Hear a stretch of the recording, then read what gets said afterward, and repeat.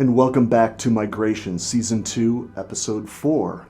You know, the concept of out-of-body experiences or astral projection or even near-death experiences is as old as civilization itself, and yet proving this phenomena actually exists remains as elusive today as it was when it was first written about thousands of years ago. Well, why is that?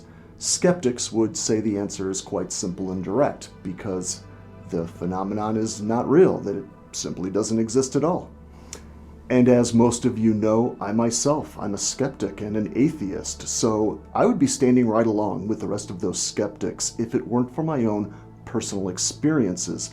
And even in my own case, it took repeated personal experiences to convince me that our consciousness can reach far beyond the limits of our five senses. So, what's going on here? Why is this phenomena so hard to nail down and prove? I would say that anyone who has made wild claims that they've consciously experienced the world beyond the bounds of the physical body has been subjected to questions like, well then, if you can project beyond your body into boundless space and time, then you should be able to go tell me what I've got hiding up in my attic, or jump into the future to get the numbers to the lottery, or tell us what's on the dark side of the moon. And I can't tell you how many people have actually asked me just that question.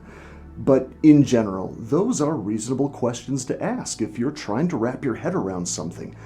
It is reasonable to demand extraordinary evidence for an extraordinary claim like that. What we have to appreciate is that those questions in and of themselves are packed with a lot of assumptions about how the ordinary daily context of our waking world and how nonlinear consciousness relate to one another. Now, we did explore one aspect of this concept of superhuman abilities in Season 1, Can Humans Walk Through Walls? So if you haven't watched that one, I suggest you check that out too. That will really help fill in a lot of the blanks that I can't address today. But today I'm going to walk you through what it's like to be conscious beyond the bounds of the body, to help us see just how bizarre and complex these experiences can be, and why those questions that might seem obvious to someone with no personal experience in this realm don't always have neat and tidy answers. So get comfortable, smoke them if you got them, and get ready for today's episode of Migration.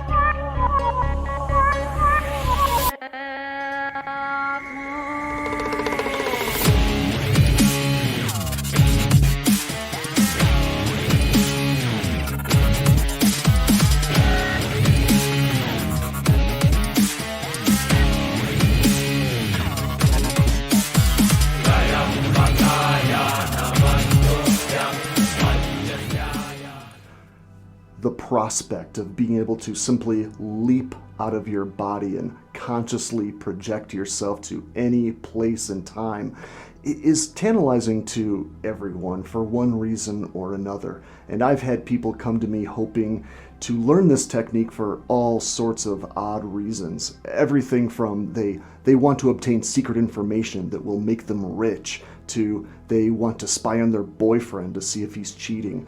I've certainly had people frustrated with me when I explain that it's not always a simple point A to point B scenario with these out-of-body experiences, and all I can say is I didn't create the astral realm that we're working with.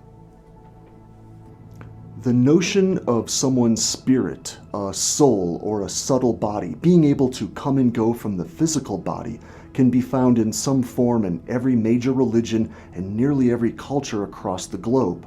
The oldest source we know of is, of course, shamanism, mankind's oldest religion. Many believe these practices date back 30,000 years or more. The word shaman probably derived from the word saman in the Tungusic language found in eastern Siberia, where we currently believe shamanism originated. The word means one who knows, and no matter where or even when we find shamanism practiced, the major unifying quality is consistently the notion of entering an altered state of consciousness to interact with the world beyond the reach of the physical body. The earliest known written sources of astral projection can be found somewhere around 5,000 years ago in ancient Egypt, which describe a priest's spirit body, or ka, being able to step away from the physical body and even visibly manifest itself before witnesses. In ancient Greece, we can find references to entering a spirit plane beyond our own in the writings of Plato, and particularly from the historian Plutarch, who related a story of a man, Arisdu, who recounts his experiences during a coma that mirrors the common framework of the vast majority of near-death experiences throughout history. We find references to consciously leaving the physical body in everything from Hinduism to Buddhism, references to astral planes in the Quran, the Bible, and even in Ecclesiastes. Today, it's a common feature of the spiritual and New Age philosophies, not to mention our world's governments. Even the CIA just released more documents on their extensive research into remote viewing and out-of-body experiences, which I found particularly interesting because their model of how consciousness interacts with the universe at large matches the one I've been laying out for you here in this series. I'll add those links in the description below. Now, I'm not going to tell you that it is completely impossible to use conscious projection for your own purposes, for your own personal gain, or for purposes that are less than admirable, but I haven't personally seen any research that's convinced me that there is someone out there who can enter a meditative state, project their consciousness anywhere into time and space at will, and return consistently with reliable information. If you disagree, please feel free to link that research in the comments and I will check it out. And also keep in mind that this skepticism of mine is coming from a guy who's personally returned from astral projections with 100% accurate information about events that were taking place, in some cases, hundreds of miles away. So what's going on? What's with all these discrepancies?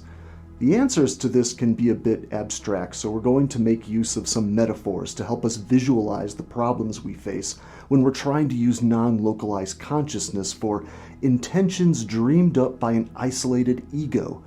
Pay close attention to the way I worded that because I choose my words very carefully on this show. The problem we're up against is when an individual ego, which is ultimately an illusion, as we've discussed specifically in part 2 of season 2, attempts to carry out an objective that it has decided is important and carry that goal into a boundless realm where it's faced with the truth that it doesn't exist and all of its motivations begin to unravel. Let's look at this with a model that's a little bit more concrete. Let's imagine we have two characters. We'll call them Matt and Shirley. Matt is an atheist, a skeptic, who needs empirical evidence before he accepts a wild claim like astral projection is possible. After all, fantastic claims require fantastic evidence to back them up. Shirley is a New Age spiritualist who meditates in lucid dreams and regularly experiences astral projection. So Matt says, "Shirley, I don't believe you. Prove it. I've got a piece of paper in my briefcase with a message written on it.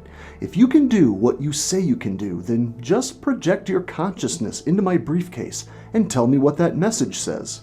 Shirley, who very much wants to prove herself and show this close-minded Matt character how wrong he is, accepts the challenge. Now, as we've been covering over and over, your identity is little more than a mental construct held together moment by moment by a thinking mind which is consistently referring back to it. So Shirley's going to have to slip her consciousness out from the ego's grasp. Whether she does this through lucid dreaming or a meditative practice of some kind, Shirley has to disconnect from her context, the very narrative of Shirley, and merge back with her true state as the formless consciousness that always lies beneath our story. Of course, now we're dealing with a very different perspective of everything that's going on here. Pure consciousness always has and always will realize the larger implications of the drama going on above the surface. The truth that consciousness sees is closer to that of a puppeteer who suddenly realizes he's somehow become caught up in this illusion of different characters and dramas, where the identity on one hand was somehow actually concerned about proving something to the other hand, and the whole dance is immediately realized as being a ridiculous play of shadows in Plato's cave. Whenever I enter this state of awareness, the tiny concerns of this shadow self that I call Ian is about as important as any individual temporary wave on the surface of an ocean of possibility. I've generally found that anything that Ian was concerned about and wanted to achieve by entering the astral plane is almost always extinguished upon entering this larger frame of reference that could be compared to a puppeteer with 1,000 arms. Now, don't get hung up on that metaphor either. There really are no symbols that could ever contain the potential that lies beneath our identity. The possibilities beyond the limited ego are overwhelming, especially to an ego that has felt caged inside a small, limited body for years. Even lucid dreamers will notice this. No matter what kind of techniques and training you've picked up over the years, once you actually find yourself awake and aware in a dream state, you can find yourself overwhelmed with all the possibilities. If you were to wake up right now as you're watching this video and realize this has all been your dream, that alone would likely send you into a tailspin. You'd realize, wait, I'm awake in a dream world of my own creation. I can literally make anything happen here. Imagine suddenly realizing that, oh, that's right, I'm a god who has suffered some kind of amnesia, and you see how well your puny human concerns carry over. What are the concerns of men to a god? To be clear, it's not that Shirley forgot that she had made a plan to leap into Matt's briefcase. All those motivations were based on an identity that isn't real. Infinity is now available to that awareness, so the motivation to isolate that vision down to look in a fake character's briefcase is going to be slim at best. There is no Shirley and Matt. There is no proving anything to this Matt and expecting anything of real relevance to change. The entire play is seen for the children's show that it is. So with that in mind, the question you should be asking at this point is, how does anyone ever manage to ever come back with accurate information about what was actually going on in the waking world, either during a meditative state or a lucid dream state, or even during a near-death experience? How did I ever manage to come back with specific information?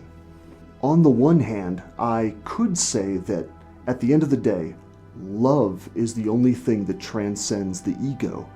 When I've come back with accurate information from the world, it was because my consciousness on that plane was temporarily pulled by someone or some place that I loved deeply.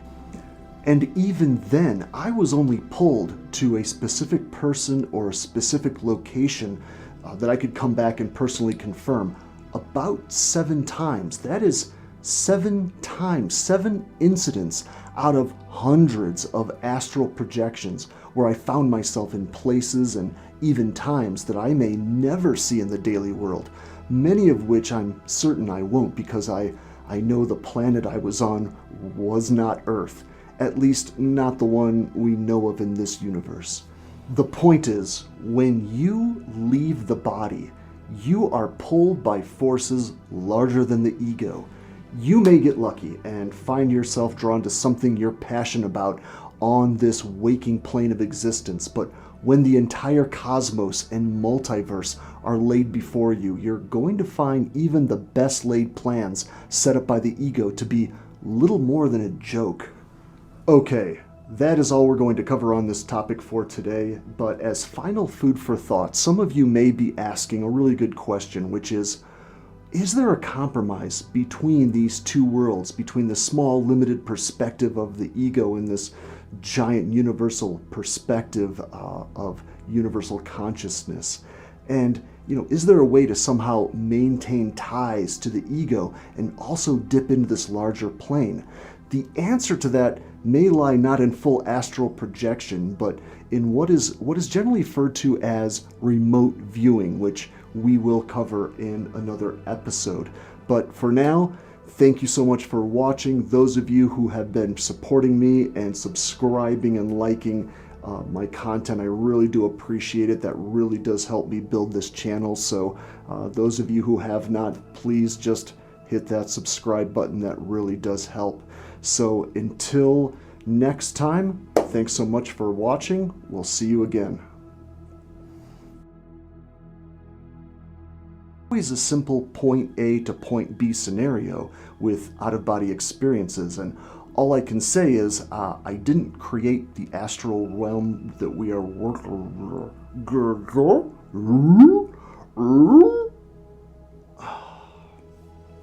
Turn to fucking Scooby-Doo here. Why is this so? Why do birds suddenly appear every time you are near?